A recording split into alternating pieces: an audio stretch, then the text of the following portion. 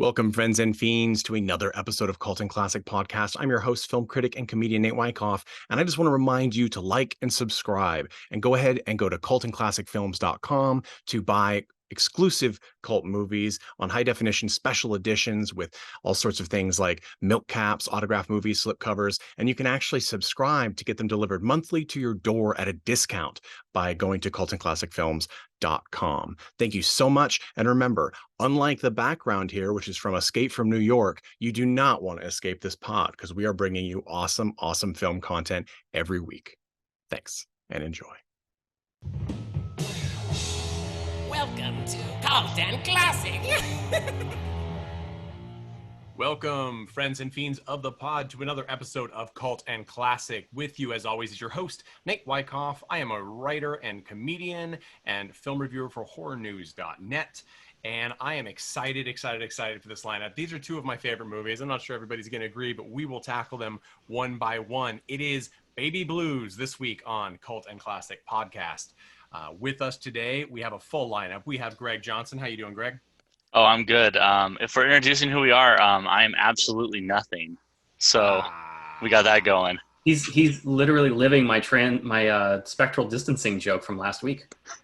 That's right. And if anyone is interested, as always, join our Patreon at patreon.com/cultandclassicpodcast, where you can get videos of each episode, so you can see our lovely faces or Greg's ghostly spectral image. You can also get extra videos, and every month we'll send you an autographed custom Cult and Classic trading card and a zine of your choice. Very inexpensive, very awesome. Check it out. We also have Tad Mastroianni. How you doing, Tad?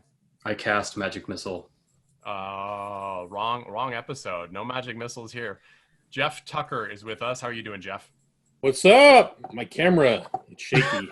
I don't know if it was a director's choice or the fact that we're low budget, but it's annoying either way. Well, I can both say that the director is jittery and we are low budget. And our final, last but not least, guest is Amanda Longley. How you doing, Mandy? I am not pregnant today, so that is wonderful. Yay! But you have been pregnant, so I'm sure that these Baby Blues films really brought you back.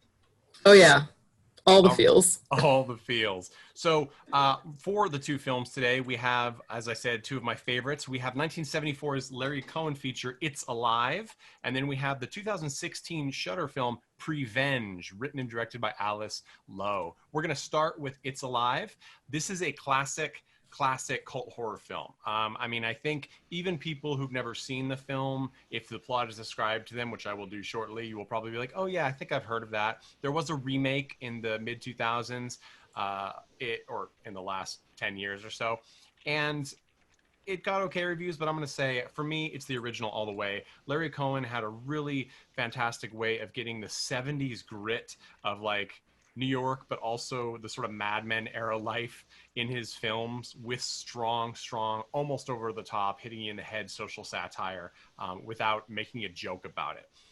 This movie is about a husband and wife who have a 6-year-old son or 6th grade son, and they're having another baby and they're excited about it, except something is wrong. And it turns out the baby is essentially a mutant monster that kills the resident nurses and doctors during delivery, escapes, and then there's a baby hunt on by the LAPD to find and kill this monster.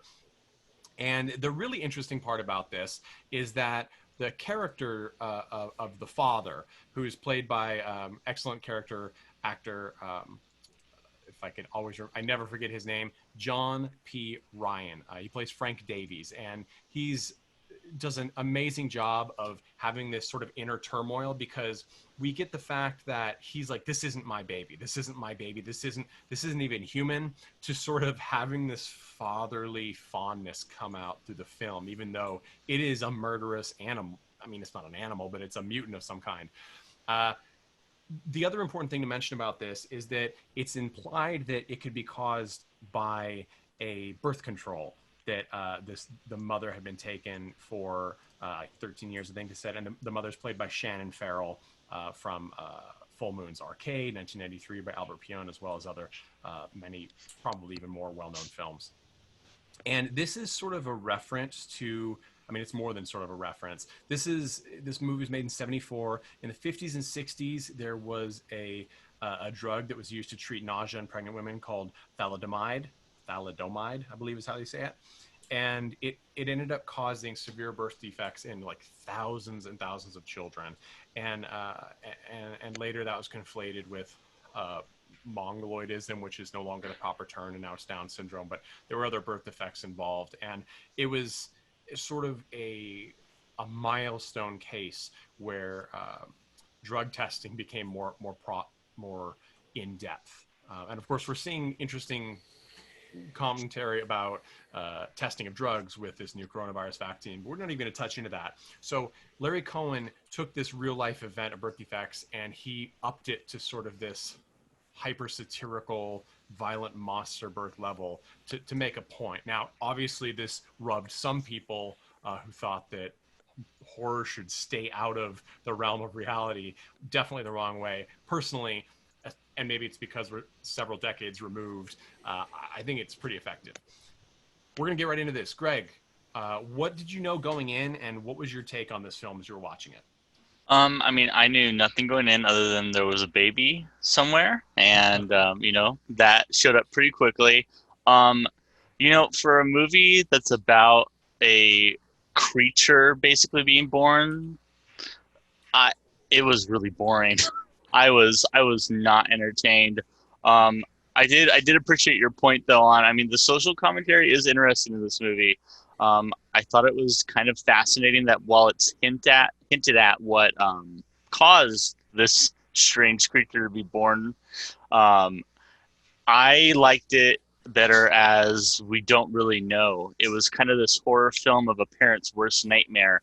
You do everything right, the doctor says everything's going good, and then the baby comes out and something's wrong with it. Something is seriously wrong with that baby. And obviously, a little more realistic would be, you know, health issues or something catastrophic like that. But, you know, I think the metaphor of it's this killer demon creature thing, you know, isn't lost. But that said, yeah, I was bored. I was really bored. Well, it definitely feels like an older film. Like, Yeah. It's pace, and even the music is more akin to, say, like a Perry Mason mystery than it is maybe a contemporary thriller. It definitely makes it feel the era, as well as all the smokers jackets and tweed.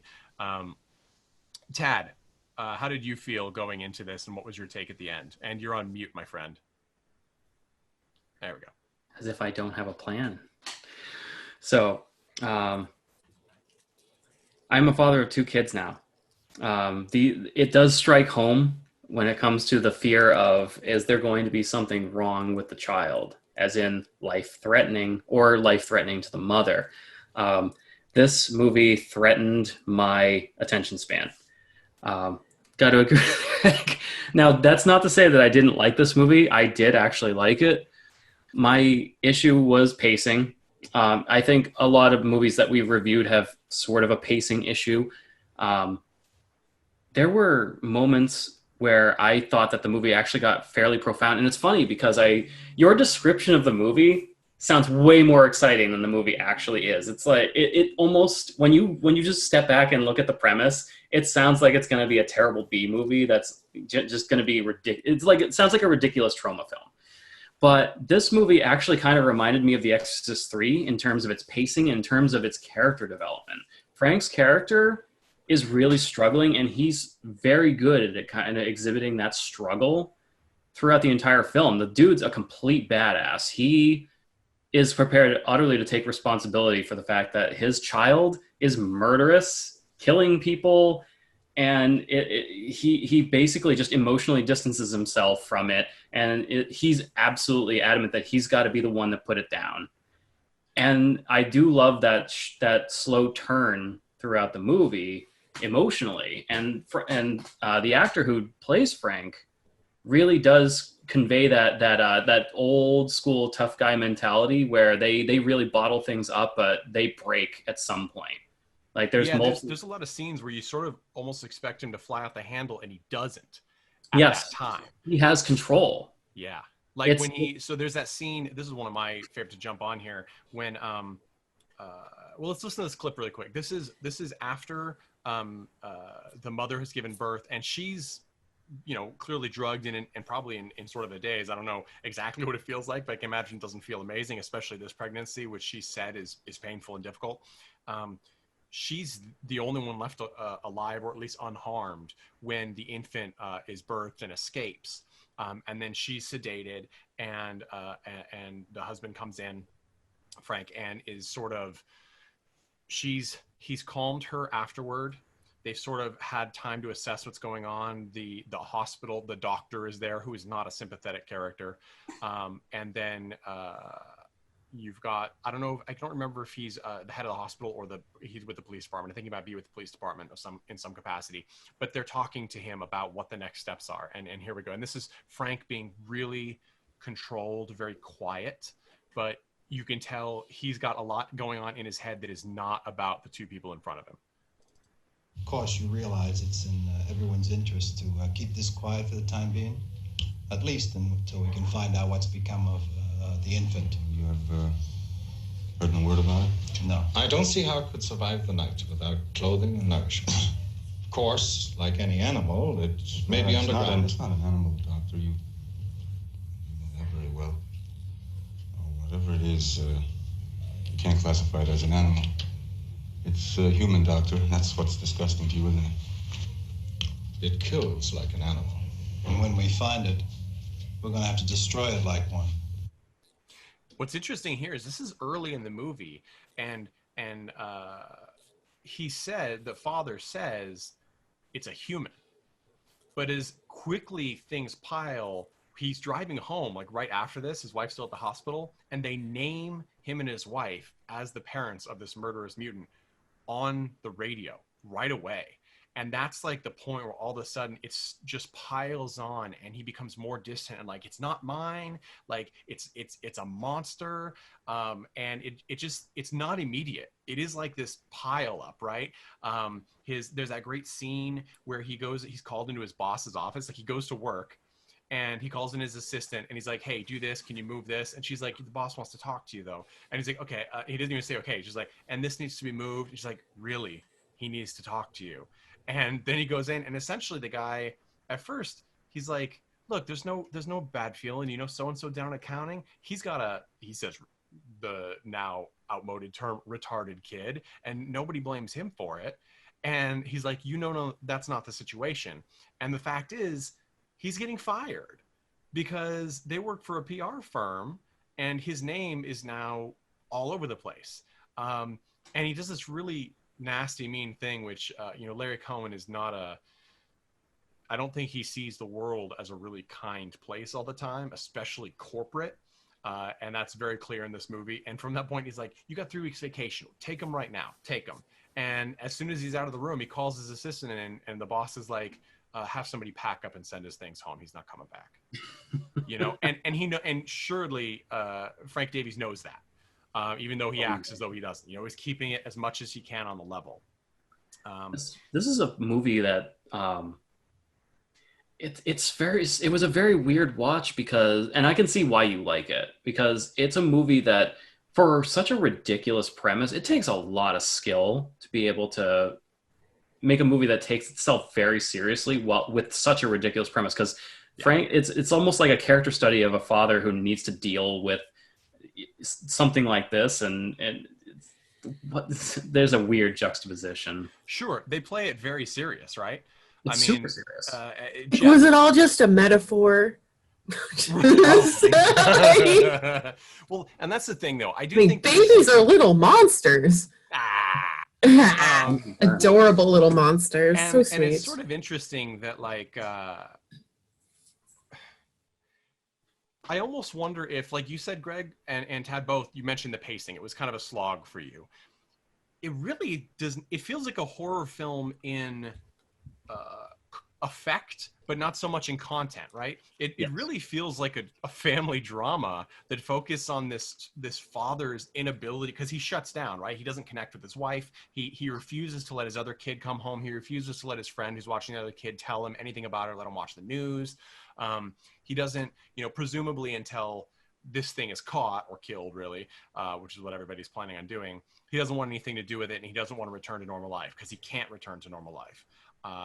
But that's the focus of the movie, right? Like he spends the time, it almost from the surface, if you look at the scene list, it's like, oh, this happens at the hospital. Then the baby gets closer, like it's slowly getting closer to the family, right? Like it seems to be able to track them. And then it gets to the school, and they know it's somewhere in the school, and Frank gets a call for one of the doctors, and he takes the message, and so he knows it's at the school. So he goes to the school. He doesn't go to the school to find it. He goes to the school to show everyone and tell everyone there that I want this gone just as much as everyone. This isn't my fault.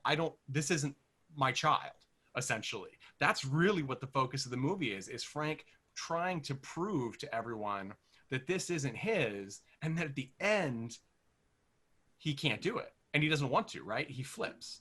Jeff, what was your take going into this movie and after seeing it?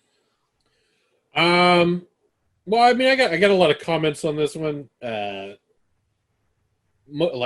generally, I didn't really like it. I thought it was, I would fall into the boring category, I guess. I think the thing that really killed it for me is actually in the very, very early scenes. There's like a technical issue where they were doing voiceover work, and they didn't have the mouths moving. If you're ever editing, just like show a image of a wall. Just like record an image of a wall. Don't ever have the recording of somebody talking and their mouth not moving, because I'm done. Films, there are times when you just don't have that oh shit cat in the window shot, and you're like, you know what? Fuck it. Go shoot one. You need those stock. There's multiple examples of it, okay. and it killed it for me. But I think that you've drawn into it. It is like it really is a family drama. It's not even really like a monster flick.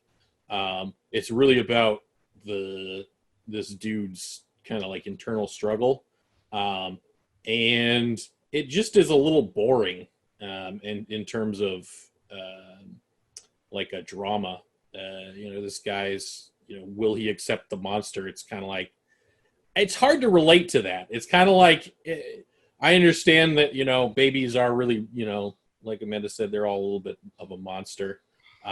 But like, I they think would kill you if they could. Yeah. I just think that particular kind of line is just not very relatable. So it's hard for you to like get to those emotional notes with those particular characters. So it just feels like it drags, because you're like, they're doing this whole thing. There's not really like a lot of monster like movie stuff driving the thing along. It's really just this drama that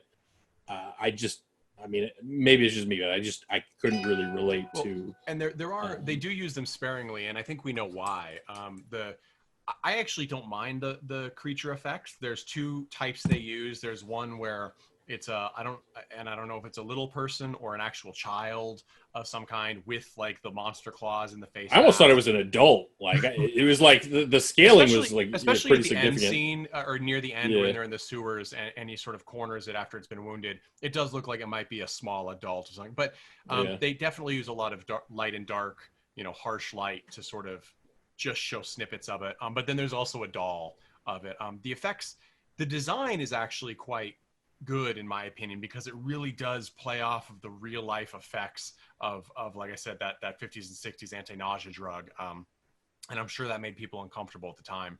But Rick Baker is responsible for the effects. Rick Baker, having done all the effects for Videodrome, as well as, or being the main one on Videodrome, as well as so many movies from Men in Black to Hellboy, all the way up to Maleficent. He's still, still going strong. Huge career, fantastic. The Planet of the Apes, not the Johnny Depp one, right? Oh wait, not Johnny Depp. Sorry, I'm thinking of Tim Burton. You mean it is Tim Burton's Planet of the Apes? Yeah. Sorry, those wires cross in my head. Yeah, you're not the same person. No, that filmography though. But it's true. I know. But yeah, so it is in there. But yeah, we mostly get the sort of Child's Play puppet master camera through the weeds as it moves, right? Because they don't have a huge budget for that. And I actually think this was shot alongside. I think maybe it was Hell Comes to Harlem. I could be incorrect on that, but another film by Larry Cohen was filmed at the same time. So there's, they clearly were dividing their energy. Although I think this is much more of a well-known film. And for anyone who's a cult film fan and horror fan and doesn't know Larry Cohen, really dive in, because he did The Stuff about the killer ice cream. He did Q, the Winged Serpent. He did his most famous film, which is God Told Me To, about a series of murderers who essentially feel they're told to kill by God. So he really likes this sort of to play with things that we in our actual real lives are concerned about, and things like additives to our food, things like random killings. I mean, who isn't afraid of a random killing in a realistic scenario, especially these days where, we live in the United States, everyone on this panel, and hey, everyone's got guns. I mean, there's most people have either guns or know someone who has guns and have access to guns. So I think that's really prevalent in this movie. And I wonder too if the pacing is we spend a lot of time with Frank in silence. He does a lot of pondering and walking, and it's very realistic for someone who's got internal strife going on, or is depressed, or is really anxious but has no outlet. This is definitely a 60s household style, right, where the husband does not talk to the wife about stuff like that. They do seem very loving, but especially when this occurs, he pulls into himself. We get that great scene later on where, because we don't really see the infant that much, as you said, Jeff, where the mom has actually been feeding and playing with the baby. The baby's come to the house, and it plays with toys. Like it's weird that they insinuate it has these child behaviors, almost pretty advanced for its age. Presumably, it's playing with toys that an infant would not usually touch, but at the same time, it's a feral monster. It does kill people, but we don't really get much of what the actual infant's operations are. And I'll say this right away, there are 2 sequels to this film, It's Alive 2 and It's Alive 3, Island to Be Alive. If you enjoy this movie, check them out. They actually are a pretty fun time, and they all deal with this different aspects of satire. Mandy, finally getting to you, as the only mother on the panel, did that change your perception, or did it feel you'd have the same reaction? So I went into this I think Greg and Jeff said, not knowing anything. I knew there would be a baby somewhere in there, and I don't know. Like I said already, is it all a metaphor? I thought it was super weird. I guess as a mom, being they're only looking at this from the father's perspective. I guess this is just a character piece on the dude, and is he just really the 70s in the 70s, right? I'm actually wrote. So my only notes that I wrote down on this are, why aren't we talking to the mom? Thanks, 1970s. Sigh.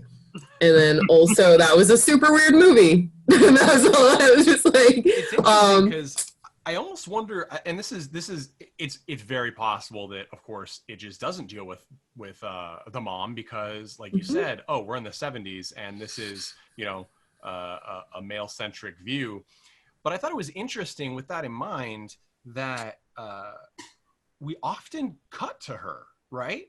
When there's other conversations going on, and there's an entire, it's almost like we're just intentionally not shown her entire story arc, right? It's it's there. For example, there's a scene in the middle. Yeah. There's little snippets of it, and I think that it would be actually a pretty fair an interesting depiction of her probably postpartum depression and feelings, mixed feelings of being a mother of someone who's doing things that maybe don't follow her moral code.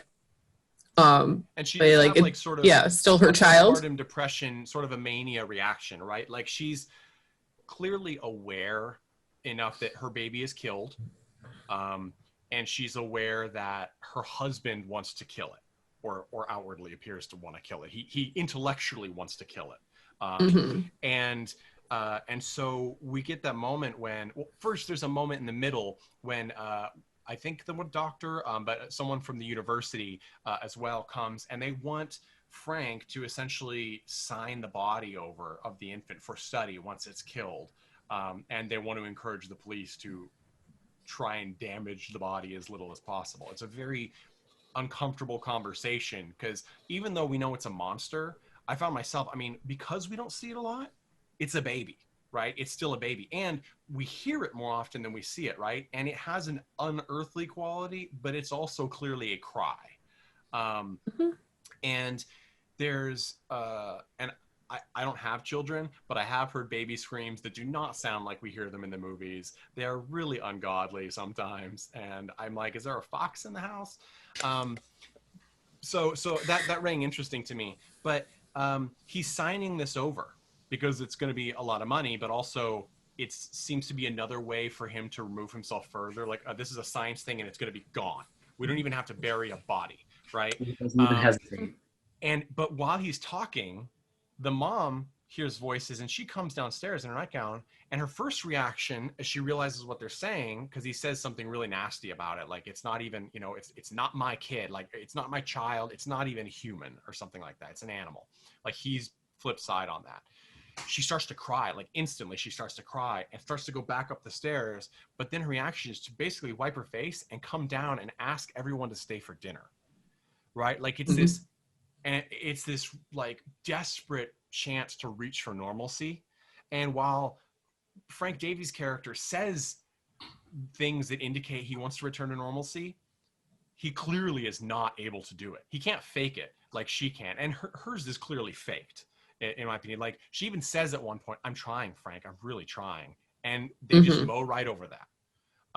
So it was interesting to me. It felt like a disturbingly realistic interpretation of life in this kind of marriage, where the fact that we don't see more of her side of the story is it speaks even more loudly potentially than if we actually heard it. I'm sure it doesn't, because if we actually heard it, there'd be a whole host of other things. But I thought that was an interesting touch, and something that I feel like a lot of other films wouldn't do at this era. I was glad that they like picked their story. They did not. I know other people said that it was very slow, and it was. And again, it was from a different time period where that was maybe a more common thing with the stories. But I was glad that they picked their story, because they weren't trying to overachieve in the scope of what they were showing us. And as you mentioned, there were like tiny little glimpses into other characters' arcs that were going on in the background. It's interesting because, as you say that, scope is something that I think a filmmaker who worked on the cheap, like Larry Cohen did, is a smart observation, because he asked, you have to do a lot with a little, right? And something he does is, the vast majority of scenes are, as you said, they're very focused. It's Frank. We see Frank for almost the entire film. The very few exceptions is a scene right before Frank enters the room, such as when the nurse sent by the doctor to care for the mom turns out she's trying to tape record information and sell it as a writer, but he shows up there very quickly. And the other scenes are when it's the baby, obviously just showing us it's alive and then it's killed again or something. And then there's one other scene, which is when we get the most heavy-handed commentary, which it's basically just blatant exposition, which is where someone in a pharmaceutical company is talking to the doctor, who says, like, basically tells him, hey, we've got a great position on the board. All you have to do is make sure that there's nothing left for them to study. The implication being is that we don't want anyone to know that it's our product that's causing this. And if you think about it, when we get to the end, there's this big moment where, right, the baby, quote unquote, it leaps from Frank's arms and kills the doctor before they shoot it. They basically shoot. Or Frank he could have threw been it at him? alive. He really clearly probably threw it at him. But it's sort of like the interesting part is that you don't know, did the baby actually kill the doctor, or did the hail of gunfire from the police kill him? The age-old question, really. Right. They go into the police cruiser, and I actually really like the touch. I think it's the lieutenant. He's not like, because it's clear Frank kind of said, no, don't kill it. It's injured. It can't hurt anyone. And then when he knows that there's no other chance, because this one cop especially is like, I'm going to blow your fucking brains out. Like, I'm sorry, this is the LA police force. Like, this is no longer a satire in this end. LA police force played by LA police force. He essentially looks like he throws the infant at the doctor, who is, we know, not a good person. But then the lieutenant, even this just happening, Frank walks over to his wife, who's very upset, and holds her, which is really the first time we've seen this real close connection between them again since the birth, when he's been withdrawn. And the lieutenant, he doesn't say, like, you're under arrest. You know what I mean? It's none of that. He puts his hand on Frank's shoulder as he's hugging his wife. Like, it was this moment where you get this character that clearly is just a side character, but is not oblivious to what just happened. And that's a few times I've seen a satire like this, where we are essentially we're inflating the ridiculous part of our society, like the police force shooting someone down in a hail of bullets, with the main characters, who are usually the steady ones, right? They're the sane ones, and the world is crazy. In this case, we have a side character who's actually been like, oh, I understand exactly what's going on. This guy just, he went through this horrible tragedy, this family, and they're pariahed by the entire, world, potentially. And now he's just lost his actual son. And it was this one moment where I was like, that was an interesting touch. It made me think of the Tom Cruise War of the Worlds, which is a weird thing. I think no one would expect to be brought up. But the Tom Cruise War of the Worlds from 2005 with Dakota Fanning, this movie, and it's a Steven Spielberg directed film. At the end, Tom Cruise is trying to get to his daughter, right? He doesn't even know if his daughter's alive at most of the movie. He's running through all these things, trying to get to his daughter. He gets to the house and the door opens, and there she is, and he stops. It's the most absurd moment I have ever seen in a film, because I don't understand how any father would see their child that they've been looking for the whole time, and their response would be to stop and not go to them unless there was a bomb strapped to their chest. Like the father's chest, not the child's. Like, it just was the most insane thing. And this was the opposite. In this low budget movie with a ridiculous plot, we had this overarching humanity come in that I don't see in so many other films, that just think of, well, how is this character going to look in this shot? Like, where's this shot we can pan off of Tom Cruise with a smoldering background? You know what I mean? It's like, it just ruins the moment. And I didn't feel that. It's funny because it's funny you mentioned that, because I was talking at work recently about how I was like, I feel like Steven Spielberg's losing it. I think you just highlighted the point where he started losing it. Well, and we could do maybe we will do an entire episode of Steven Spielberg at some point. I think that there's a lot. I think Spielberg he's clearly a very, very adept storyteller. But I think a lot of the movies that he's done as of late, the best films are the ones that have not gotten the credit. For example, like the BFG or Bridge of Spies, which essentially was just a little Cold War drama with Tom Hanks, that no matter how many times you said Tom Hanks is in a Steven Spielberg movie, nobody went to see it except for me. And I was like alone in the theater on opening weekend. And it's okay. There were a couple of old people, because that's, their movie. But that was a good movie. And then when you see the big budget pictures that have the spectacles and things like War of the World or the Ready Player Ones, they're just not as engaging. People might argue War Horse. I didn't watch War Horse.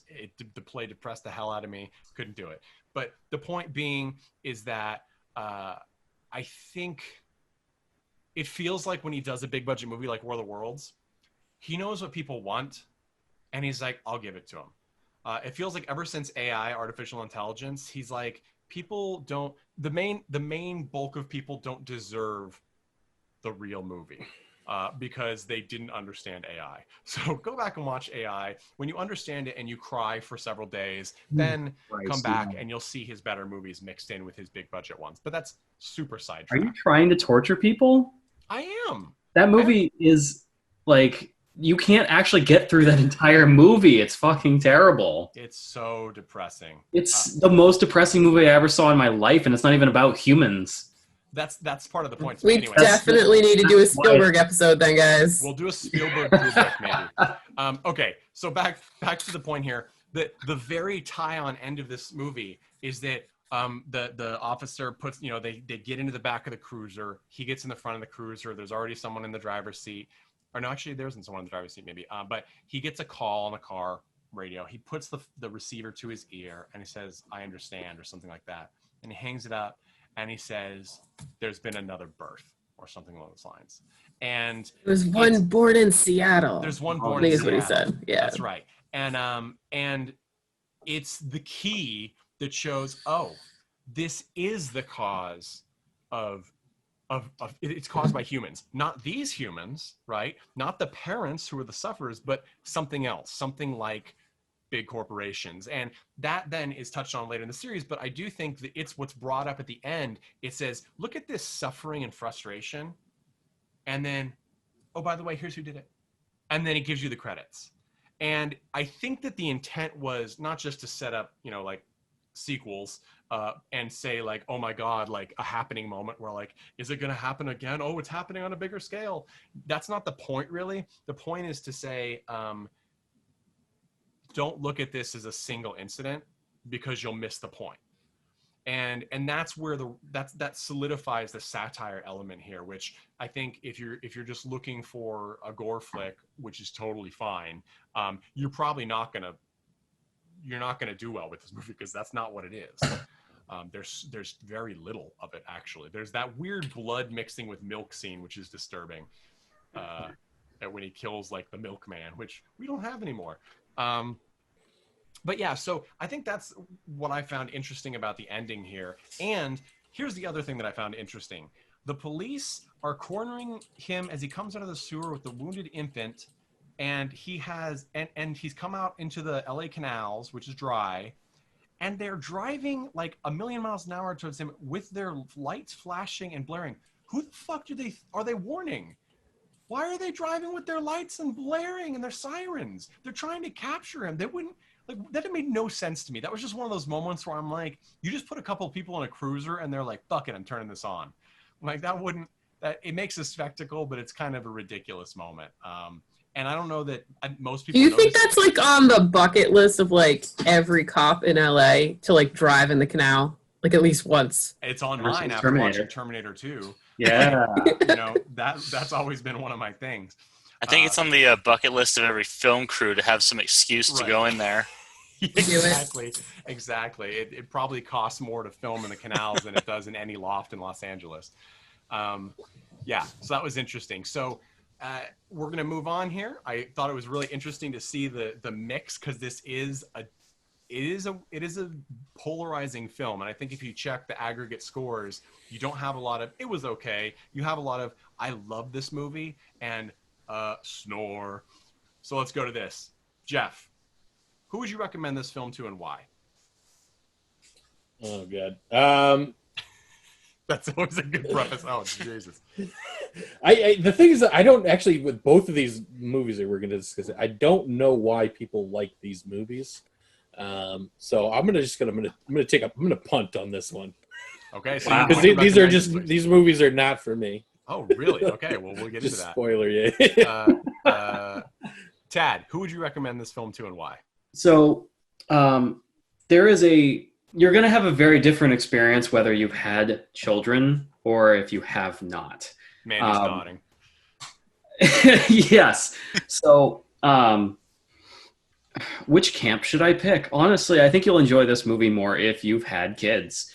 surprisingly, just because this movie is far more psychological than horror. This movie is far more character driven than plot. Forget the plot. Fuck the murderous baby, because it actually really doesn't fucking matter.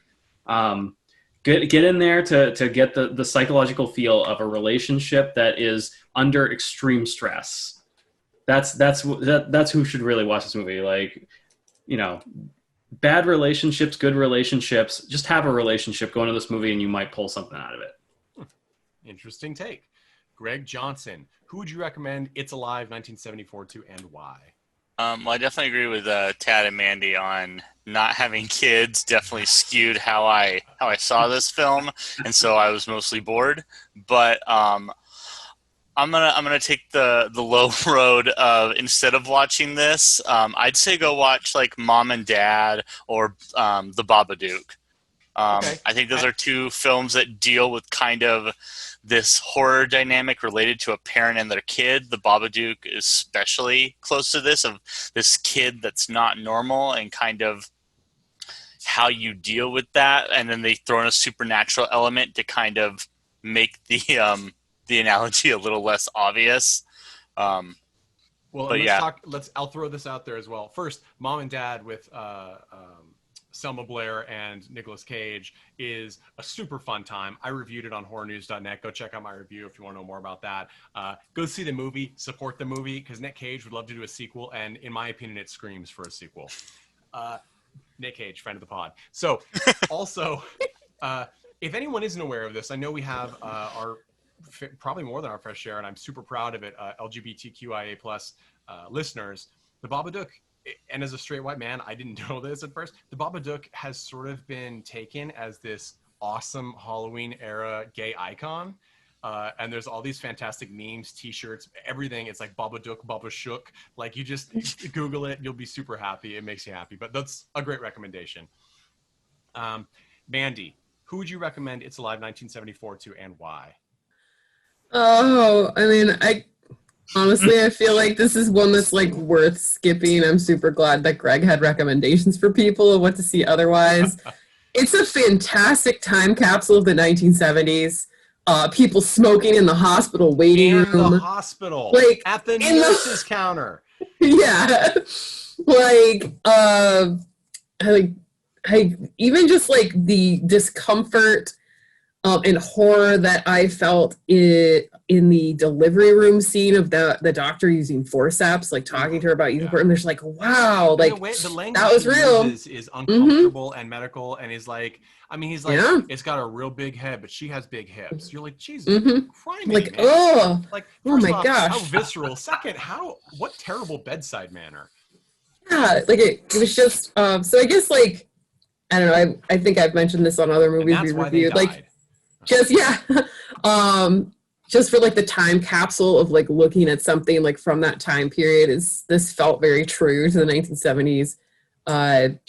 Kind of fun in that aspect. I actually really like the campiness of the monster and like the shaking bushes like outside the hospital when it first escapes, and like the short little scenes of its attacks at people like throughout the movie. I thought that was actually fun. I was kind of laughing through a lot of them, although I'm not sure that it was supposed to be funny. But yeah, very I don't know, just a weird one. And you'll definitely it's definitely, obviously it's weird, we're doing it on Colton Classic, but like it's a weird one. And I think, as Tad pointed out, like if you are a parent, like you might get more of the psychological aspects of it as well. Okay, so my recommendation, first off, if anyone has seen other Larry Cohen movies and liked them, watch It's Alive. I think it's trademark for him. The satire, along with the pretty solid directing, especially in low light scenes, which he has a lot of. There's not a lot of mistakes. In fact, I didn't really point out, I'm sure there are some that could have been improved given more time and budget, but I think that they all work fairly well. For me, even if you're not so much a fan of the idea or pacing of this movie, I think the acting from John P. Ryan as Frank Davies, the dad, and of Sharon Farrell as Lenore Davies, the mom, I think it's really fantastic, especially John Ryan. I mean, this to me is he's done other great work, but this was the role that gave him the most. I mean, he has to own every scene because most of it is looking and saying just one or two staccato words, often very quietly. It also scared my cats because the dialogue was fairly quiet, but the tension stings and the screams and the baby screeching was fairly loud. So every 20 minutes when the baby would have a few minutes, we would get this, all the cats like jerking their heads up. So that's fun. All right, that is it for It's Alive 1974. Next, we're going up to 2016's movie Prevenge. So, Prevenge from 2016, distributed by Shudder, the streaming channel and distribution service.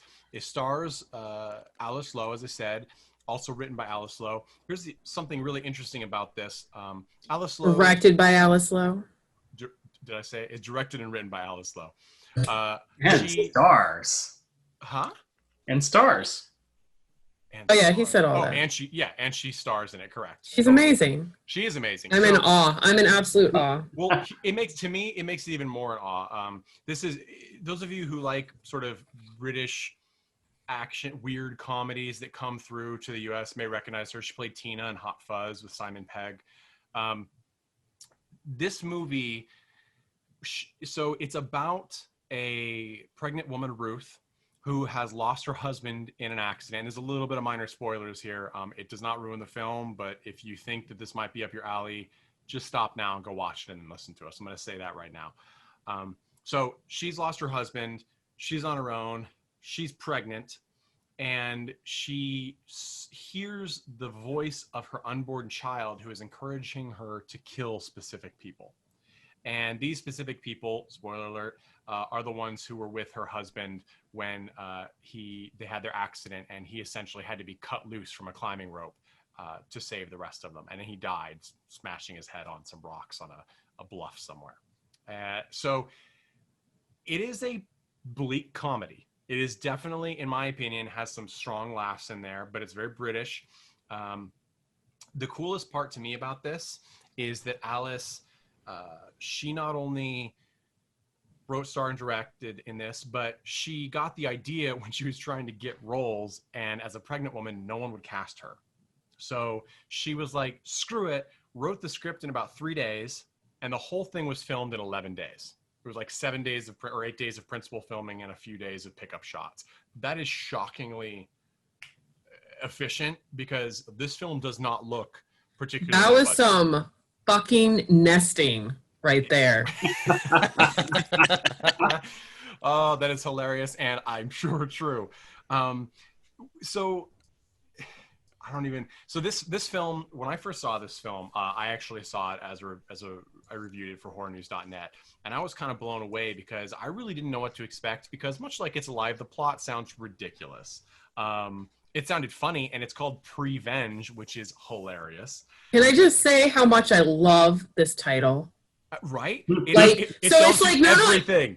It's like, but it's like revenge with more P because she's pregnant, but also like pregnant revenge, but also like pre-revenge because it's like the baby, and then like also like be like was it 10 Things I Hate About You? Can you just venge? Apparently you can. Venge is a real word. It's in the Scrabble dictionary. It actually just means revenge. But I was just like, wow, she's brilliant. I'm glad that we finally came up with a movie that made one of us burst out. It is so. I don't know. We've got some differing opinions. Pregnancy joke.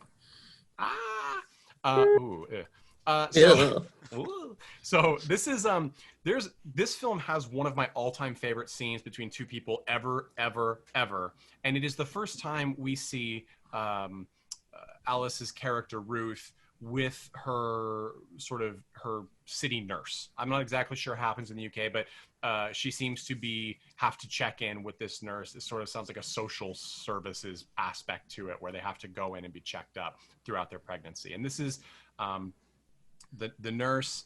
She is, or the midwife rather, played by Jo Hartley, who is very good in her role as well. She's been in a lot of British TV shows. In My Skin, Sick of It.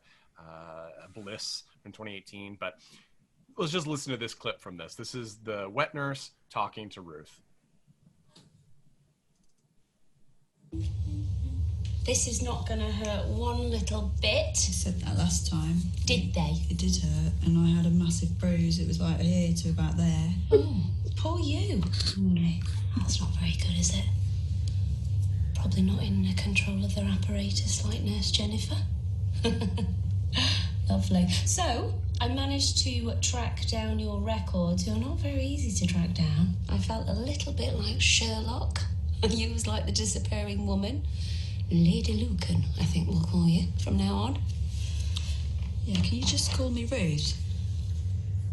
Yes, of course.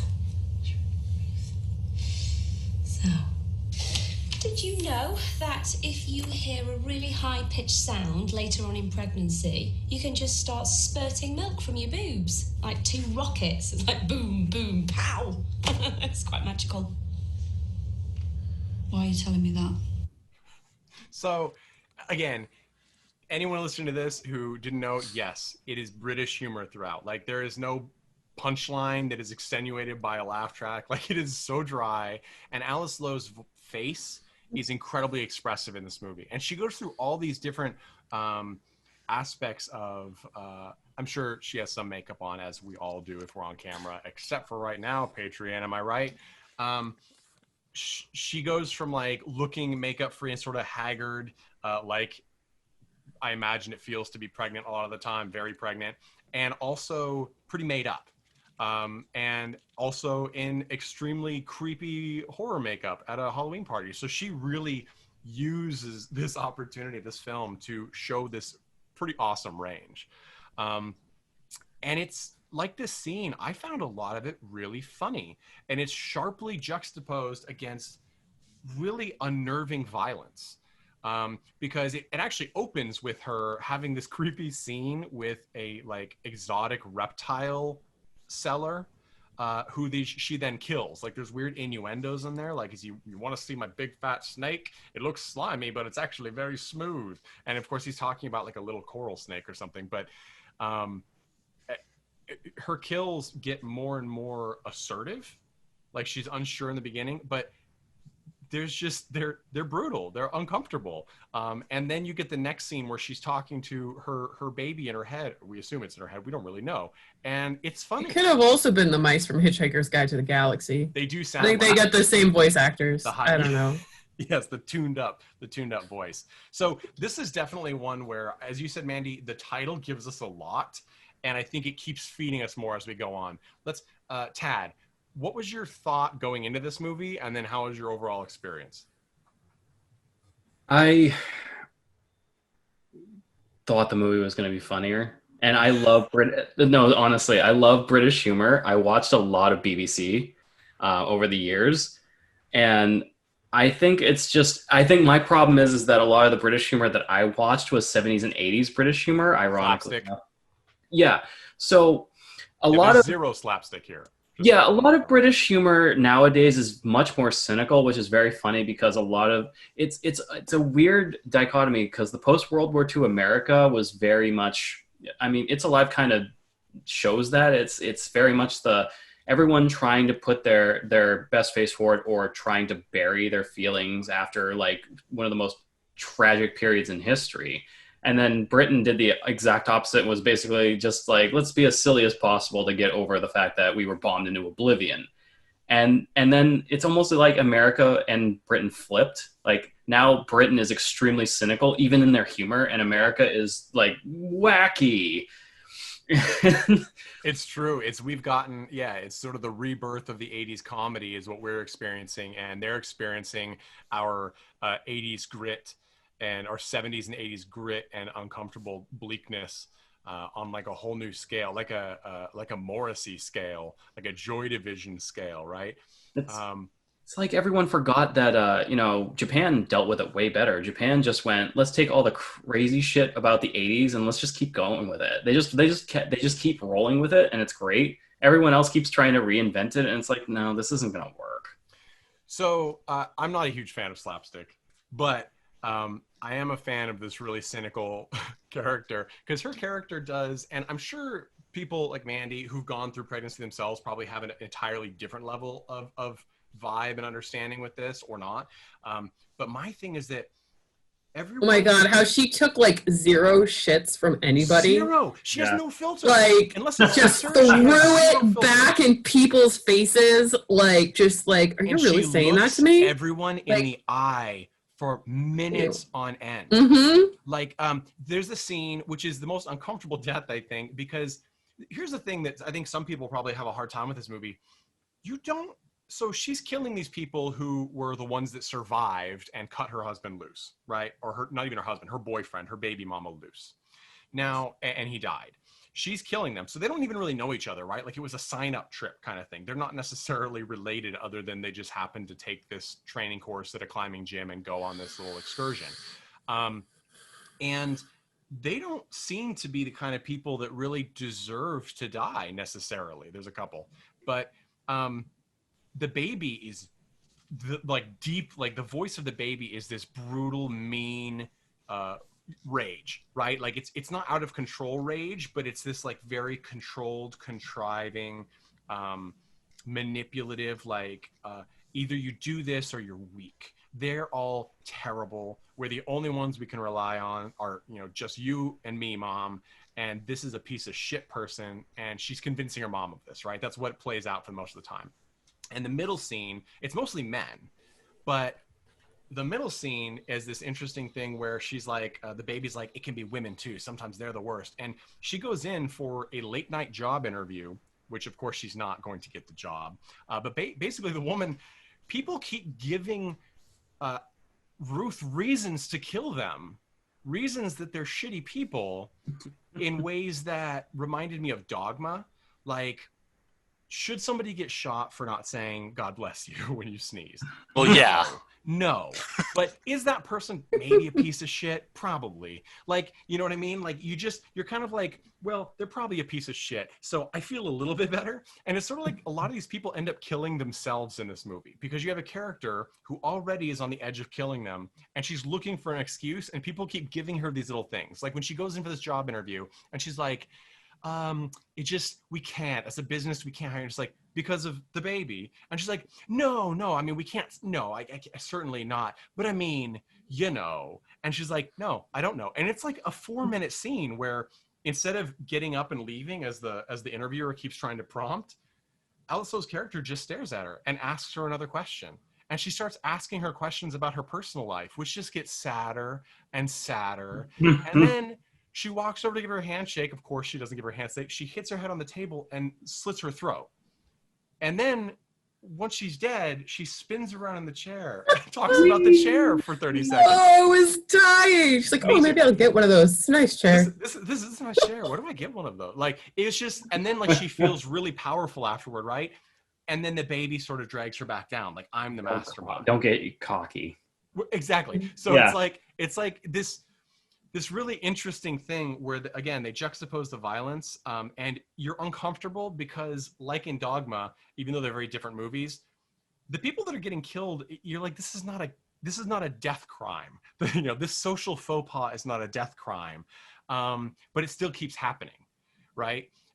And it gets even more interesting, I think, when we start to, Ruth starts to sort of conflict with her baby, right? It's sort of like the Hulk scenario that we never got in the freaking Marvel, recent Marvel movies that we wanted, right? Like, where's the Hulk and Bruce Banner in his head arguing? Like, Ruth is sort of like, I'm the parent, I'm supposed to be in control. And the baby's like, yeah, fucking right. You can't do anything on your own. Try it. And of course she can't, right? Greg, what was your take on...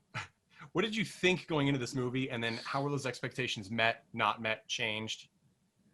Well, based on the title, I thought it was going to be like just out of control, like just absolutely batshit insane, very hokey, very silly, which like I got to disagree with you, Mandy. I thought the title sucked only because it didn't, I think, depict what the film was, which I thought it was a very smart movie. I thought it was really funny. I thought it was well directed, well shot, well acted. Like, this movie was really, really good.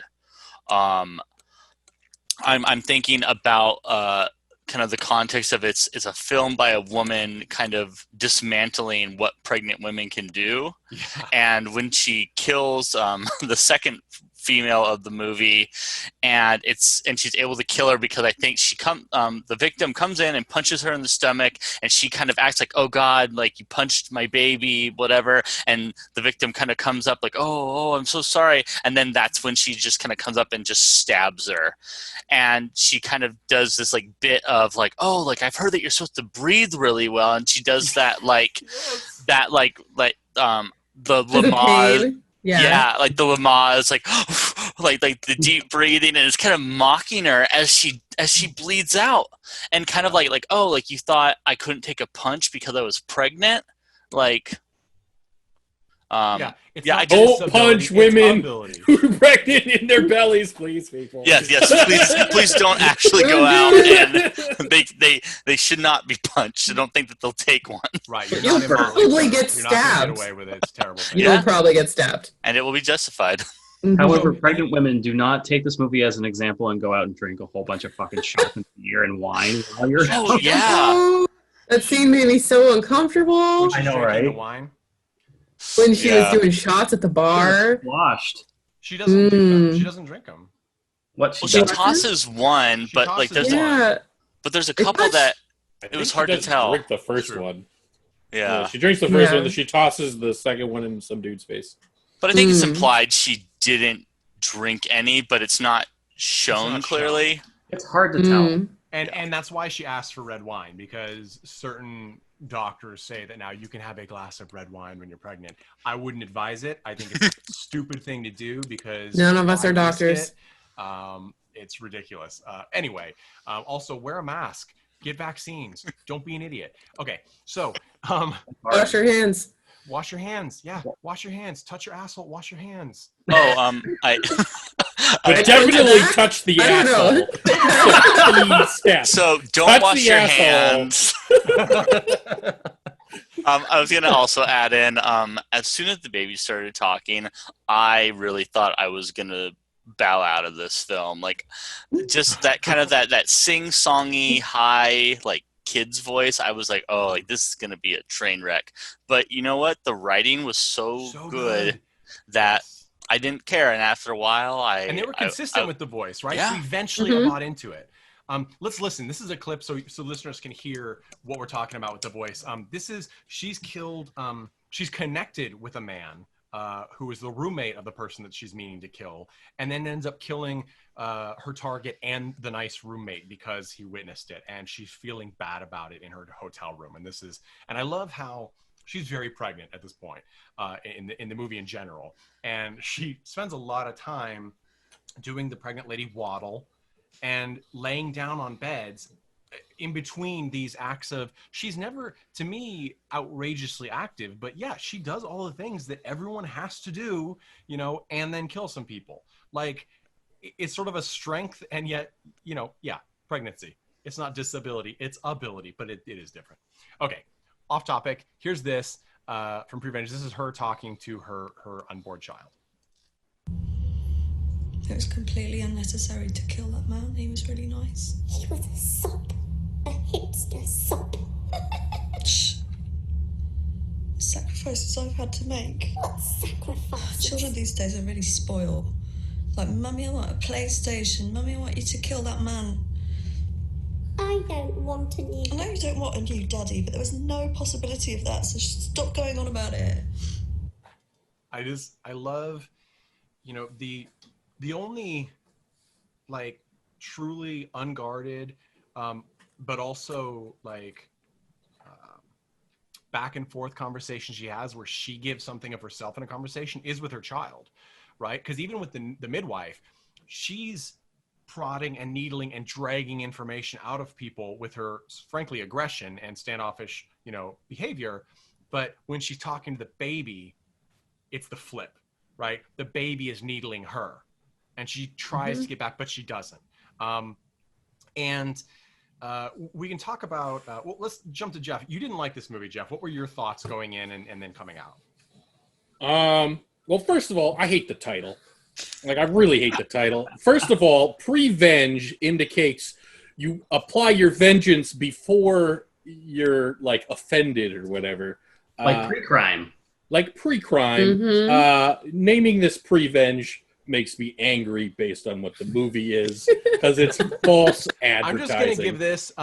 This is coming from the man who in Dungeons and Dragons when we were Nope. in high school. Oh, We're no. done. We're moving on. Titled his wizard. Wait, no. You don't get to attack me Something personally. urinator. You cannot attack me personally because you don't like my opinion, sir. That is this a some kind of poor personal- tactic. So let me carry on with my opinion. So I don't like the title. I'm surprised Greg said it was well shot. I thought it was very poorly shot, which makes sense if it was done in like a short time period. There was a couple scenes where it was hard to watch for me. The camera was just a little too shaky for the scene that it was in. I think that even just a fixed camera could have been like really good. It definitely had like that British style of like weird like framing, like close shots of people's faces. Uncomfortably close. Yeah, it's like not the entire face. It's like you get like 3/4 of the face in the frame or something. Like this space. Yeah. So, and I think that they like to have a free cam so they can do that stuff. I don't know why. To be fair, most of the cam was on a tripod, but there were some shaky cams. It's Alive has a lot more shaky cam. For sure. Because they're doing the baby, plus whenever they show something about the baby, they have a handheld. But there are some, especially in the DJ Dan scenes, which I know we want to talk about. But yeah, keep going. Well, actually, I think the worst part was just like the first 5 or 10 minutes of the film. It was well written. I just thought it just was, I don't know, like there was like a couple really funny parts, and then it got it was a little repetitive for me because like there's about like 50 minutes of the movie where it was just like, all right, there's gonna be another scene where she murders another person. It's a series of vignettes. Yeah, it is. That is maybe a fair assessment rather than like a film. I think that there could have been, I don't know, they could have like broken up. It was basically like one-on-one with a person that she's about to murder, and then like just this little teeny like scene where she's like in a hotel room or something.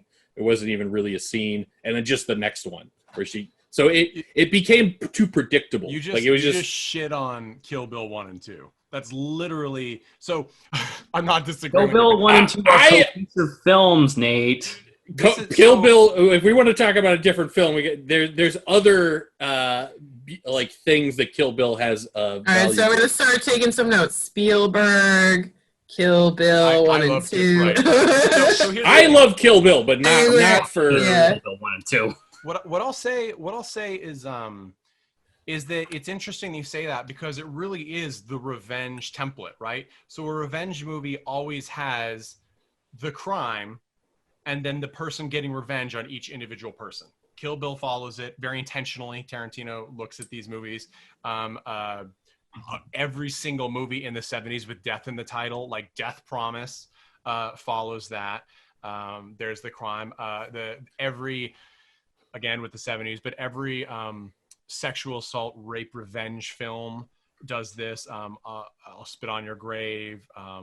Don't Do That to My Sister. The Gary Busey movie we did a while back, Eye of the Tiger, kind of follows that, but it's more of an action trope because they're big action set pieces instead of the one-on-ones. So I do think that that's interesting that you bring it up because it is very much in that Bruce Lee-ish revenge film template, right? We're set up in the beginning that something awful happened. Fairly quickly in, about 15 minutes in, we understand, we don't know the details of how he died, but we understand that she's targeting these people for something in particular, and it's clearly not, well, like, I don't like them. They're somehow tied, and then we learn it's revenge. So it is interesting that happens. I did like personally the camera work and everything. I thought it was fine. Especially liked how Alice Lowe chose certain things to return to, but not necessarily when I expected them. Like in the opening scene, there's a lot of really hyper close up, micro, macro. I forget which is which, but micro level videography on like the large centipedes people keep for pets, the lizards, really crisp photography, and that comes back a few times. We haven't mentioned yet the running theme of the Furies. Early in the movie, we see Ruth's character after she sort of had a rough time of it killing someone and discussing with her baby what's going on. She watches this old 30s film, Crime Without Passion, from 1934, which has this awesome visual setup. It's Claude Rains was in that movie, who more famous for playing the original Invisible Man. And we see the Furies in that movie, which are women, you know, they're sort of a neo-United States New World interpretation of the Furies were Greek, correct? And then Roman afterward. Yes. So they're sort of a force of nature. And that phrase comes up, right, when the midwife is talking about your baby. Your baby is a force of nature. This is going to change your life. And it's interesting because the midwife occasionally changes from saying the baby's in control, you have no control over yourself, and then also changes to saying you have to make the right decisions. It's your call to do what's right for the baby. And when she does that, we see a direct flip between how Alice approaches the next situation, but the baby always wins. And this is, again, a bigger spoiler, but we find out at the end that, and we don't really know the details, but she has her baby and she can't hear her baby anymore. And she has this like moment where she's talking to the midwife. She's like, I was wrong. It was all me. It was always all me. And then the final scene is she visits the bluff where her boyfriend died, and she sees what we think is, or looks like him. And she goes, and it's actually the instructor that she let live, who presumably called the ambulance when her water broke. And you think you may have this reconciliation moment, but she then starts to make the pose of the Furies from that movie, and then it pauses and we get the soundtrack and the credits come up, which is sort of a, personally, I liked that ending because it was sort of the merging of the two people, right? Like the voice of the infant that's telling her to kill for revenge, it's fury, it's rage, it's inside her, then has become part of her now that the baby is gone. There's no separation anymore. And that was an interesting moment that I wonder if people found it unpleasant, because I think it kind of is unpleasant. Well, I thought it made a lot of sense because you have that earlier scene where she's talking with the baby, or she's like listening to music or something, and she's walking down the street and she starts doing this like fury pose, like kind of hands up in the air, mouth open, like she's screaming, and the inner voice of the baby is like, oh, don't do that in public, like be a little more subtle or whatever. Yeah. And then she's like, oh, okay. And then, you know, to have the movie end where she's like, oh, the baby wasn't talking to me, that was my own inner voice, I want to be the fury. And so she goes to the cliff, and I like to imagine that the next scene is her running and jumping and tackling this guy off the cliff, and both of them falling into the rocks. Like, that's how I pictured it too. I actually pictured her just pushing him and like screaming at the top of the bluff. I think that she's got a pretty strong survival instinct. But it's interesting because, and by the way, if anybody hasn't seen that Claude Rains movie, Crime Without Passion, is an interesting film, and the visuals are unbelievable in that movie. And the clips that they show of the Furies, it's great, but it's so funny. I mean, that's one of the first really funny lines that she gives, right? She's watching it, and the Furies have like this ridiculous pseudo-Egyptian eyebrow on their forehead, like Divine had nothing on this, right? And she's like, I've had mascara days like that, very smudgy. Like, you know, like it's just her, again, no filter, zero shits. Like, she's killing people throughout this movie, and yes, she's conflicted, but she's moving forward. And it just reminded me of like what I watched my mom do for so much of my life, right? Like, she just had to do it. She's had to do that thing that she wasn't happy about it. Like, as a man, I don't think I have in our society that many moments where I'm like, I don't want to do this thing, but I'm going to do this even though I am in utter misery. Like, because look, as a man, if I work a job I don't like, I am I am miserable. I am a pill. I cannot handle it. I can't handle when I cut my finger. I can't handle any of these things. Yet her character is acting like the stereotypical supermom. No smile, but she's doing all of the things that she's setting out to do, and she's doing the things that her kid, as far as we can tell, are telling her to do. And it's sort of a brilliant parallel. And as you said earlier, Greg, we get these great moments where she physically says things to other characters that are what people say to pregnant women all the time. And I really felt this sort of anger and irritation and pushback that I assume Alice Lowe felt when she couldn't get roles because she was pregnant. Because on one hand, well, it's like, well, I mean, she's pregnant. Is the script call for a pregnant person? On the other hand, people are pregnant all the time. You telling me that her friend couldn't have been pregnant and it didn't have to be a thing? Like, of course it didn't have to be a thing. It's like whether or not they cast an African-American actress or, someone from Japan or whatever. It doesn't matter. They could still do the part, right? And I think that gets to the point that this is, and Greg, you sort of mentioned this is pushback on a lot of social boundaries that we have right now, right?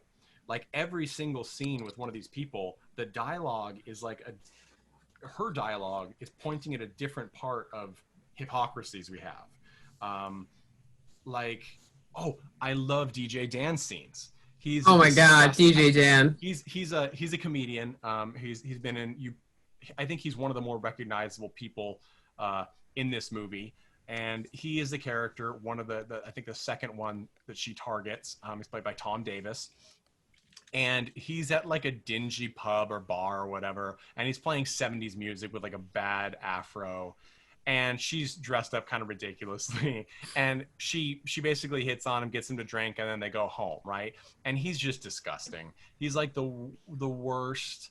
You're like, should he be in prison? I mean, he hasn't shown anything that should be in prison, but I don't know. I know this guy, right? Like I've seen this guy. I know this guy. I probably even know his name and I don't want to. He's obnoxious. He when he gets him to do shots, he orders 4 so we can give him to the 2 women next to him because they're the prettiest girls in the bar, even though he's talking to her and he knows that she's trying to hook up with him. And he doesn't want to put all of his eggs in one basket. In one basket, that's what he says. And so they go in oh God, when he vomits into his wig on the cab ride home. Oh my gosh. And then kisses her. Oh. Yes. Horrifying. But so then they get to his place, right? And he actually has this point, right? Like she starts asking him these serious questions and is clearly very confrontational. And he's like, you're a weird lady. Like, what is this about? And you kind of do get it because he's an idiot and he's a douchebag and he's a jerk, but she is being confrontational. And it's kind of like, he's like, hey, you know what you signed up for? Look at me, listen to me. You've been with me for several hours. We know where this is going, right? He thinks. And then, we had a social construct, like a contract, right, when we were in the bar. Him, yeah. Yeah. She asks him, do you think people need like love, sex, food? He's like, yeah, food, we starve. She's like, what about love? Does anybody love you? And he's like, yeah, my mom loves me. And his dementia. She's like, are you sure? Yeah. And his dementia-addled mom like shows up. She walks out of the back room. And he's like, Mom, get in there. And she's like, I have to do the laundry. It's like, you don't have to do the laundry. Like, you're doing the laundry all the time, so I never even have any clothes. Get in there. Like, don't come out again. And Alice Lowe then kills him, right, by cutting off, I assume, one of his testicles or half his penis. It's hard to tell, but it's gruesome. He drops the remnant on the floor, and then he bleeds out on the floor. At which point, his mom comes out again and says, you're going to need some bleach. And Alice Lowe's character walks her carefully back, gives her real name when she gave him a lie, gives her her real name, puts her to bed, asks if she wants any hot cocoa. She's like, oh, you're lovely. Like, she's like, I have to do the laundry. She's like, I'll do it. And then she actually does it. Yeah, when she did the laundry. And does the laundry before she leaves. And it's like, and you get this great line from the mom, who clearly doesn't know 100% what's going on at all. She's calling her different names. Obviously, her son's dead on the floor. But he's like, you're too good for her. She's like, I know. Like, it was a magic moment. The fact that she does puts the laundry in before leaving, you're just like, this. Yeah, but the whole time she was also carrying the knife. that she killed him with. Like, literally, if I had been pregnant, I would have gone into labor. I was laughing so hard through the whole like DJ Dan scenes. I could not handle it. And it struck me at that moment that this is one of those scenes, and I'm not even sure I've been able to process 100% why no man would ever have written this scene. None. I cannot, because I don't think it's in our social experience to think of that perspective, right? Like the fact, I'd like to think that I could have written this scene, but I couldn't. I wouldn't, because it's like Ruth's character sympathizes on a whole different level with this mom's character. That she's doing something as a symbol for no one, because the mom will not remember or not understand, most likely. Or they'll show up and be like, what happened? And she's like, Cynthia did the laundry. Like, it's you know what I mean? It's so irrelevant. We need more bleach. But she's making a point, right? Like, she's making a point to no one. And it's at that moment when it started to click, and I think subconsciously it's when it starts to click for a lot of viewers, when you realize that, oh, this is about so much more than just her revenge for her dead boyfriend, because we find out from the instructor who she sees at the end in the final scene that her and her boyfriend had a rocky relationship at the time, and he was thinking about breaking up with her. And he didn't even know she was pregnant, because that's the day he died is when she found out. So and she breaks down crying, and she goes into labor at that point, we assume, when he tells her that. But it all of a sudden a whole new thing opens up. She's angry at everyone. And it really is like me and my baby alone against the world. And it changes that perspective, and it makes that fury transformation and the desire to become that strong person or creature, force of nature, so much more potent. And I thought it was the most vulnerable thing in the movie is this aspect that she keeps, like she finds people that sort of have some comparison to, like, she doesn't want to kill the instructor because she's like, no, I'm going to be putting his girlfriend or wife in the same thing because she's pregnant. I love that twist. That was such a nice little bit. And I was actually curious to the rest of you if I took it as the boyfriend was actually the one who made the decision to cut the rope. Yeah. That's how I took that scene. Because the instructor doesn't really want to tell her, right, that's the case. Because he never says, because she wants him, she's like, who cut the rope? And he won't say it. But he insinuates, I think, it's this really sweet scene, right? He's actually kind of a sweet character. He's almost too perfect for it, which is why I think it's problematic for her to leave him alive at the end, maybe. Well, and he has the pregnant girlfriend. Right. He has a pregnant girlfriend. He's very handsome also, just happens to be. And he's like, and even though he's being threatened by a woman who's been stalking him and he's aware of it, with a knife. He's waving a knife at him. Waving a knife. He still won't say, I forget his name, Jimmy or Larry, whatever, cut the rope himself. But that is the implication, I think, and that's what I got anyway, from him, his hemming and hawing and not wanting to tell her that. Because, and that's sort of a weird, that's again where we get a character in there that, like the character, I think the name was Josh, that she killed, who was just a witness, who she really liked. He doesn't deserve the situation, but it's sort of out of her hands at this point. Like she's already gone to this new force of nature thing, and it's just beyond the threshold now. Can we just step back 1 second? And we were talking about the scene where they're like, she's demanding to know who cut the rope. Did anyone else, like, at that point in time, just like really see how she was trying to parallel like the idea of an umbilical cord and cutting? I didn't. I never really thought of that aspect of the storyline of that her, like, the father of her child, like, fell because he was disconnected. That's very interesting. And it was like a red rope that was cut. Yeah. And he, like, rope. And I was just like, wow. Like, I felt like the way that was shot, like, that it clicked for me when it hadn't before, like, the way the story had been told. And we actually see, like, the rope. I mean, I'm sure you're right, because it is a very strong image. We see that red rope severed over and over again. It kind of beats you in the head. It's referred to. And I don't know, just as a note, like, her boyfriend's death, we never see him fall. But we do get this uncomfortable shot, first of it, just of the blood and essentially brain just sitting on the rock and dripping down, and then eventually splatter. And then eventually we get this shot of him with very, in my opinion, very good practical special effects. Yeah, that's a pretty good shot. With his skull caved in as he's dying with the brain. And it's a very visceral moment.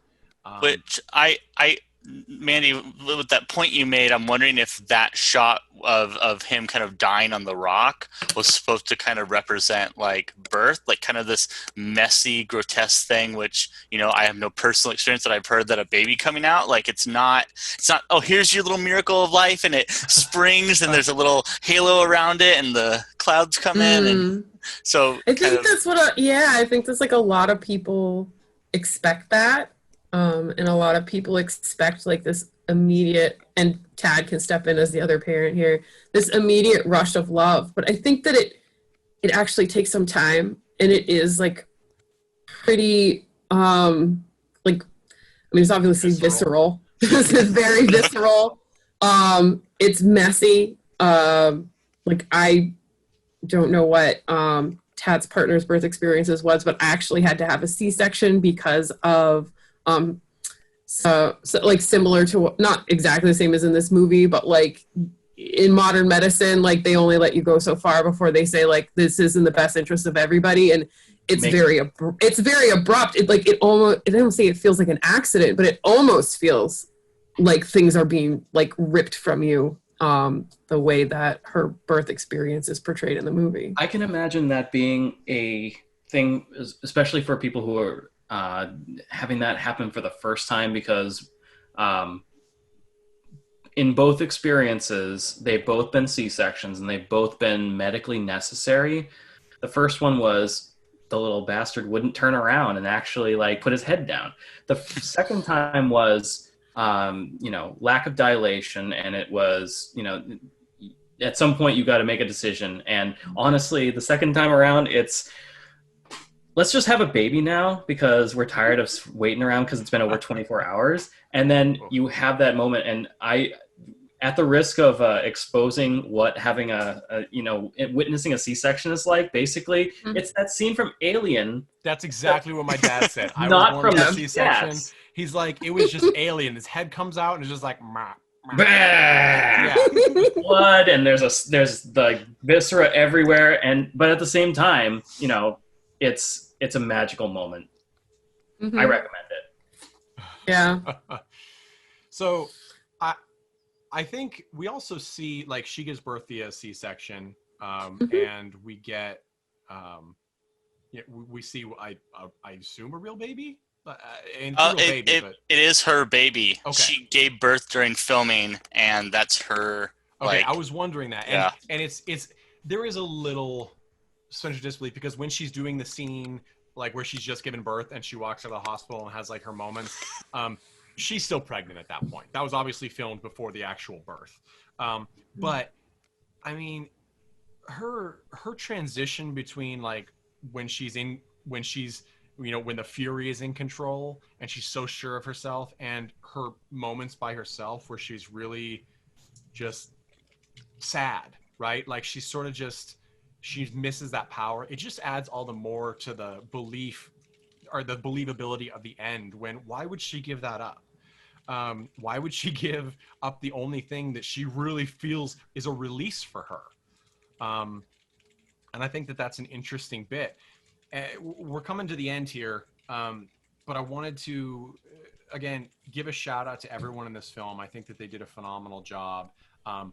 Just to throw my coins in the slot, I love the title Prevenge. I will say with Greg, I understand what you're saying in that it could be it very much also puts in, like, I think it's very accurate for this film, but it also puts someone in the mind of like a nude nuns with big guns. You know what I mean? Like, it's a title that you think is going to advertise one thing, but it's a very different thing. When we interviewed Donald Farmer a while back, he said titles are very important because you want them to know exactly what they're getting into. And that's why his titles are things like Hooker with a Hacksaw or Chainsaw Hookers. He's like, look, you're going to get this when you see You're going to get hookers. You're going to get hookers. Although I will say Hooker with a Hacksaw kind of didn't have a hooker. It's a toss up. Go watch it. I will say though, to Alice Lowe's credit, I mean this movie poster of her with one hand cradling her pregnant belly and the other hand knife behind her and just PREVENGE, like absolute marketing brilliance. It doesn't pitch the movie correctly, but it gets butts in seats. Yeah. Yeah. And I'll say this: aggregate scores for this movie are one of those cases where, in my opinion, because usually they're subjective, I don't mind. I think it's very unfair. She doesn't have a bad score, but for example, IMDb's aggregate is like 5.9 out of 10. You read the reviews, and it just shows the amount of the strong current of, frankly, anti-woman that is in our country right now.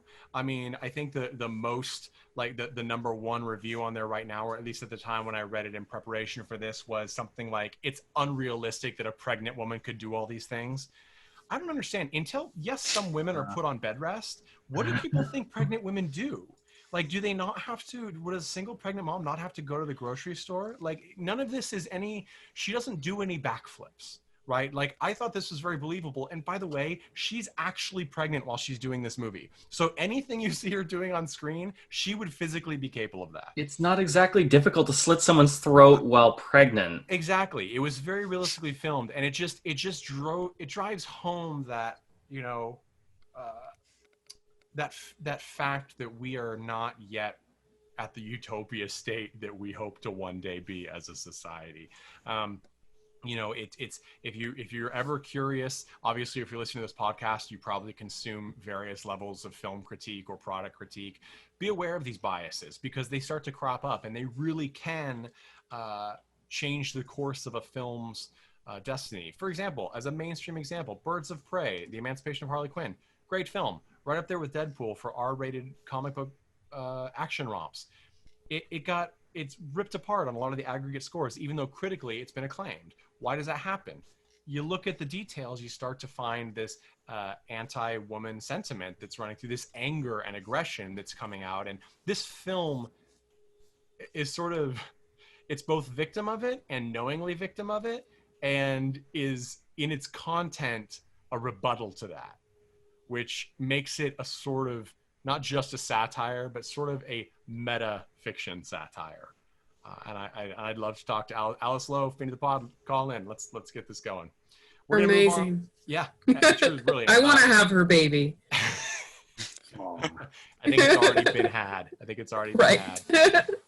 Okay, so Mandy, who would you recommend PREVENGE film to and why? I don't know. Do you really like dry British humor? Like really dark humor? Like, you're gonna love this. Like, probably from about 15 minutes in. Like, before that, like, you're not gonna get why you're watching this, but like after that, you're gonna love it. And then when you get to the scene with her trying to struggle through a dog door, you're probably gonna almost die from laughter, like from asphyxiation from laughing so hard, because and like then, you know, it's just so good. So dry British humor, I guess. Also, if you have been pregnant, you'll probably really appreciate this. It's just, I don't know, it's just really good, as we've just all said. Except for Jeff, but his opinion doesn't count on this one. No, I'm just kidding. Yes, it does. Jeff. You know, I'm straight up not going to apologize for not liking this film. It's nothing to do with sexism. I'm not going to apologize for liking Desperado. Like, I like the things that I like. And I didn't find this movie funny. I mean, I thought the DJ dance scene was pretty hysterical. But I didn't really get enough funny to drive me through. And I just don't like revenge pictures, as we've gone over in other like the podcast episodes. Other podcast episodes. What is the name of that movie? The Eye of the Tiger. Eye of the Tiger. It's a freaking song title. Can I think of that? Yeah. It's just a genre that just bores me. I just don't care. I'm not engaged. There are occasions where I am, like, it has to be like a really good version of it to like to pull me in. Like Kill Bill, it's got to be like really stylistic or something, something that pulls me in. In this case, the humor didn't do it. And maybe it's because I'm never going to be pregnant, and I'm never gonna have the perspective that requires me to, burst out in laughter and almost be myself. Well, it's true. Right. That, and I'll just say that those of you who aren't members of the Patreon, so you aren't watching the video of this podcast, I know the sultry voice is confusing, but Jeffrey Tucker does identify as a male, and he is a biological male, so he won't have a baby anytime soon. I will not. Well, not legally. No. He'll steal one. Theft. Baby theft. It's the same thing. So, yeah. So I'll give mine. I think that people who, as Mandy said, people who like dark humor and British humor in particular are going to like this. I really think there's a really strong parallel to Phoebe Waller-Bridge's work with Killing Eve and Fleabag, both the show and the stage show. If you like that kind of material, it's got a very strong wit, but it also has some real uncomfortable moments and a distinctly British and female perspective, then you cannot miss with Prevenge. I think that it really is sort of a masterwork in efficiency while making a film, and I don't think it looks cheap. I do think what Mandy said is correct at the opening scene. You're going to be a little discombobulated, and I think that gets to what Jeff was saying about it too earlier on with the camera work. I just think that the film doesn't waste time setting you up for what you're going to see. It just tosses you in, and luckily I found it strong enough that I bobbed to the surface and was glad that I didn't waste time with exposition. Oh, I didn't actually make a comment. I think actually a lot of people will like this movie. I think the script is brilliant. I think it actually is really well written. I think I would have really liked it as a book, personally. I just think that the execution and the humor didn't hit for me in this film. But I also like Fleabag a lot. Like, I think it's lovely. I'm just kidding. Or apologizing. Yeah. So, but so we've had go so watch many it other if you. spoilers. Yes. Yeah. One more spoiler, since we have had so many. Nate mentioned very early on about the midwife warning her about high-pitched noises making her milk flow. Yeah. And then, I nearly died when she hears the police sirens for the first time during one of these murders, because her victim's like, I called the police, and and then all of a sudden she's just like, shit, and she's just flowing with milk. She's in a sweatsuit walking down the street with a bloody nose and lactating breasts, and it is pure brilliance. And that she hears the sirens. She looks down, she's still in this woman's apartment, she just killed her. She looks down she's soaked in milk, and she just goes, shit. I nearly died. It was just but that's probably something only someone who's been pregnant and had a moment like that could really feel was funny. Or had to witness it. Because it just happens, and you're just shit, this. I assume that's a natural response to the sound of a baby crying, I assume. Maybe. Yes, it is. Yeah. I ain't a doctor.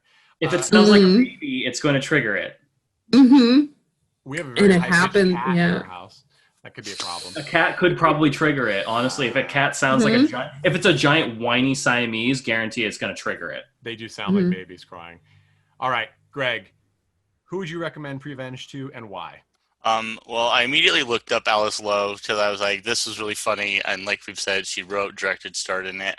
If you like The Mighty Boosh, if you like Simon Pegg movies, if you like Black Mirror, she was in all three at one point or another. I think if you liked any of those, or especially if you liked all of those, give this a shot. It's got a very similar sense of humor. It looks very similar. It's, very, very British. Yeah. And I'll say too, keep an eye out for. She's got a film, another of her works where she's kind of doing everything, called Time Stalker. It's in production. It's in pre-production rather, so it's a ways off. Don't have an ETA on that, but personally, I enjoyed her writing enough that I'm going to see it when it comes out, and I wish her the best on that. Last up, Tad, who would you recommend Prevenge to, and why? Best for last. This is a movie, honestly, if you want a revenge flick, I think there are better revenge flicks. Anything Tarantino, honestly, Tarantino is the king of revenge outside of Rodriguez, and frankly, you can just put them kind of in the same space. But this movie, this cover made me think of like I Spit on Your Grave. This is not a like girl power, like Revenge on the Man kind of movie. This is much more psychological. Sure, if you like bad episodes of Doctor Who, I'd recommend this movie. And there's plenty of bad episodes to worry about. You're gonna have to dive into that. I do not get that recommendation. You're gonna have to clarify. There's a reason why I stopped watching Doctor Who like at the 4th season. Are you talking about the new Doctor Who, the current series? Yeah, the current run, like at some point, it just. I watched a lot of BBC stuff, and this actually, I'll give this movie credit.